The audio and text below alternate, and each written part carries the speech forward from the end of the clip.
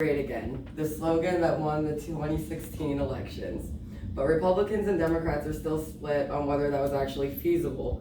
One thing we can all agree on is that the work is not complete. We're still fighting big pharma, we're still battling rising healthcare costs, and we are still bickering over gun control. If you're anything like me, as soon as people start talking about politics, you avert your eyes and make a quick escape. These problems are too big, they don't touch me, there's nothing I can do. But what about the ones that do? Racial tensions are at an all-time high in this country right now. Children are having shooter drills in elementary school, and 78% of Americans live paycheck to paycheck, with 40% unable to handle a surprise $400 bill. We are in the largest technological shift in history, and yet all we have to show for it is a lag in our education system and 4 million lost jobs due to automation. These are problems we can't ignore, but who is offering the solutions? These are problems that were there before Trump, they'll be there after Trump, so you can't say that it is Trump. And with over 17 different candidates to choose from the Democrats, how are you to decide? My proposition is Andrew Yang 2020. Let's do less MAGA and do more math. Make America think harder. Yang has shown me that change is actually possible, it's feasible, and it doesn't have to be something out of reach. People should be rallying around not problems, but their solutions. In June 2019, Yang shocks the media by not wearing a tie to the first Democratic national debate. Yang is the son of two Taiwanese immigrants. He studied econ at Brown and he studied law at Columbia. He's founded a private education company that helps struggling students to excel in school. And he established a nonprofit called Venture for America, which in 2015, he got to meet Obama and was dubbed the Ambassador of Entrepreneurship. His missing tie, which now has its own Twitter account, was a symbol of him being a regular Joe. He has no ties to politics, he has no special interests. To Yang, running a country is definitely different than running a business, but he is prepared to do both. He raised $10 million in the third quarter alone, 68% of that coming from small donors under $200. Compare this to Buttigieg, who had large donors of 52.4%, and Biden, who had a whopping 64% coming from large donors. He was only $1 million behind Kamala Harris, but was unrecognized for it. But Yang isn't here for glory, he's here to fix problems. He's backed by several people in Silicon Valley who also recognize the dangers of automation in society. The truth is that we've already studied it and extensively know that 30% of jobs are at risk, and government-run retained programs success rates are 0 to 15%. Washington wasn't going to help, and that's why Yang is here. He's currently 5th in national polls, and according to the Democratic Party leadership in Iowa, Mr. Yang has the most detailed and comprehensive set of policy proposals we have ever seen at this stage of a campaign.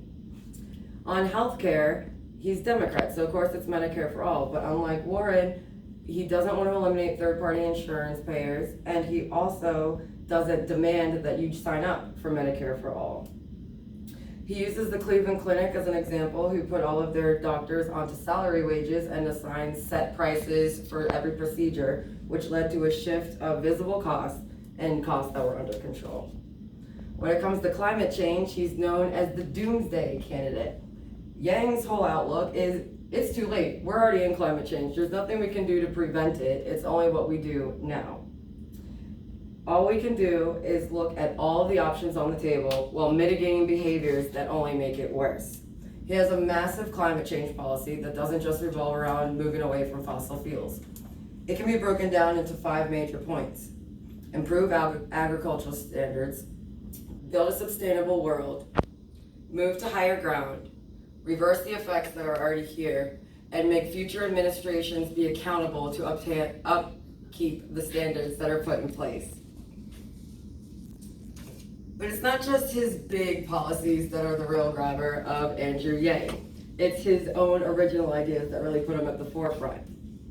If you've heard anything about my campaign, it's that there's an Asian man running for president who wants to give everybody $1,000 a month. This is how Andrew Yang introduced himself at the Democratic debates. He's a frontrunner for universal basic income, dubbed the freedom dividend, something that was thought up by Thomas Paine, pushed by Martin Luther King, and already passed the House of Representatives in the late 70s. The reason it didn't pass Congress is because they thought the amount proposed was too low. You might think I'm crazy for thinking that this is a real thing, but Yang has a real plan. It's not just some idea like, oh, we'll tax Amazon to get the money. He has a shortcut way to get this done, and that's what makes him so reliable. Think of what $1,000 a month could do for you. It's not enough to live off of, but it's definitely enough to get the boot off of your throat. Outside of liking UBI, voters often call Yang a revolutionary candidate who gave a voice to their concerns, says The Hill. Yang also has several other policies available to read on his website, some of which include free marriage counseling, paid family leave, and one that hits close to home, opiates. We live in Maryland, close to Baltimore, aka Sin City. Many people know somebody who knows somebody has a family member who suffers with an opiate addiction. Under Yang's administration, small amounts of opiates are decriminalized. So your loved ones and friends, or people that they know, instead of being picked up, eating up costs in jail, continuing to use drugs in jail, they're put in rehab. So people might say it's not going to be the best care. It will. At least it gives them a chance to try to start over. And this is what Yang is all about, humanity first. We need to come together and start thinking about ourselves as a people. There are over 100 policies on his website, yang2020.com. From healthcare to extending daylight savings times, there's everything for everybody.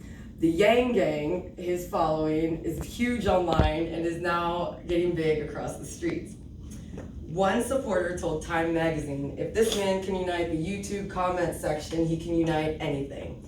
Yang is one of the 2 Democrats who Republican voters say that they would vote for, and who Trump supporters said that they would support. The other is Bernie Sanders.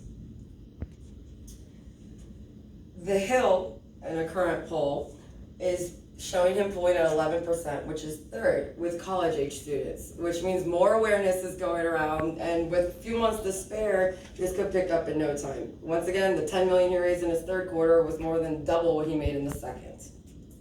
Yang says we need to make the economy work for us and stop killing ourselves trying to match the economy. It's time to keep getting greater by thinking harder.